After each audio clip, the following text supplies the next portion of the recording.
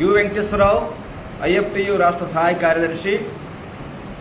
సుమారు 100 సంవత్సరాలకు పైగా ఏలూరులో ఉన్నటువంటి శ్రీకృష్ణ జూట్ మిల్లు వేలాది మంది కార్మికులకు ఉపాధి కల్పించి అనేక మంది దీని మీద ఉపాధి పొందారు. అటువంటి ఫ్యాక్టరీని 2022లో మూసేశారు.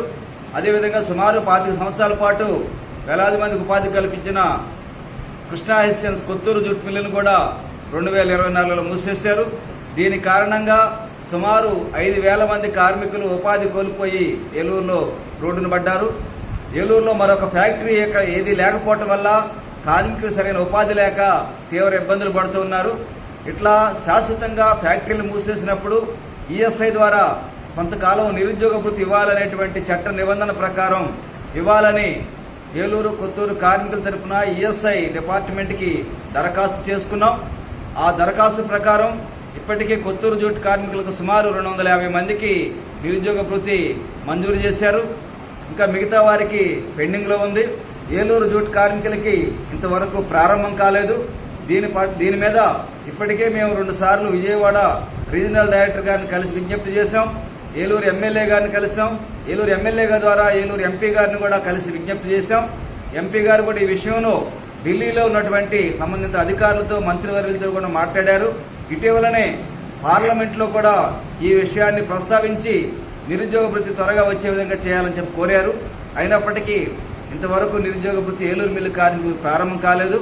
అందువల్ల ఇప్పటికైనా సరే ఆలస్యం కాకుండా పెండింగ్లో ఉన్నటువంటి కొత్తూరు కార్మికులకి మొత్తం చెల్లించాలని, అదే ఏలూరు కార్మికులకు కూడా వెంటనే ఈఎస్ఐ నుంచి రావాల్సిన నిరుద్యోగ భృతి ప్రారంభించాలని చెప్పి విజ్ఞప్తి చేస్తూ ఉన్నాం.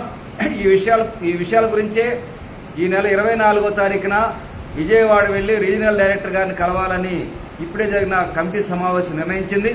అదేవిధంగా ఈ నెల 25, 26 తారీఖుల్లో ఏలూరు ఎంపీ పుట్టా మహేష్ కుమార్ యాదవ్ గారు ఏలూరు వచ్చే అవకాశం ఉంది. ఆ 2 రోజులు ఎప్పుడు వచ్చినా సరే ఎంపీ గారిని కూడా కలిసి ఈ విషయాన్ని విన్నవించి ఏలూరు కార్మికులకి ఈ నిరుద్యోగ భృతి వచ్చే విధంగా చేయటం కోసం కృషి జరుగుతూ ఉంది.